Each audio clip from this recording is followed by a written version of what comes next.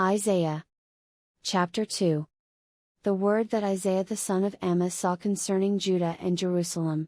And it shall come to pass in the last days, that the mountain of the Lord's house shall be established in the top of the mountains, and shall be exalted above the hills, and all nations shall flow unto it. And many people shall go and say, Come ye, and let us go up to the mountain of the Lord, to the house of the God of Jacob, and he will teach us of his ways, and we will walk in his paths, for out of Zion shall go forth the law, and the word of the Lord from Jerusalem. And he shall judge among the nations, and shall rebuke many people, and they shall beat their swords into plowshares, and their spears into pruning hooks. Nation shall not lift up sword against nation, neither shall they learn war any more.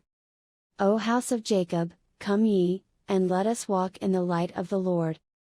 Therefore thou hast forsaken thy people the house of Jacob, because they be replenished from the east, and are soothsayers like the Philistines, and they please themselves in the children of strangers.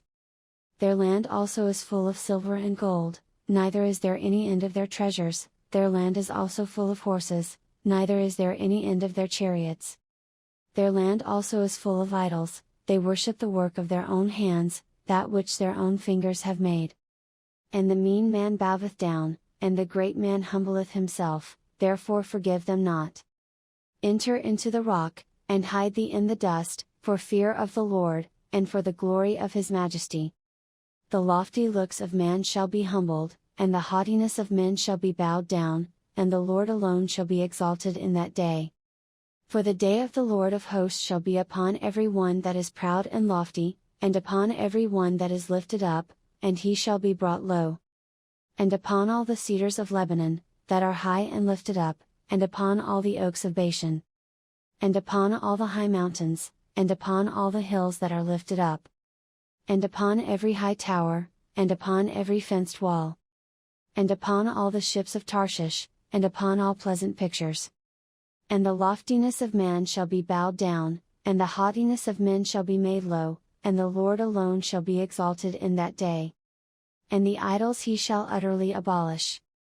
And they shall go into the holes of the rocks, and into the caves of the earth, for fear of the Lord, and for the glory of his majesty, when he ariseth to shake terribly the earth.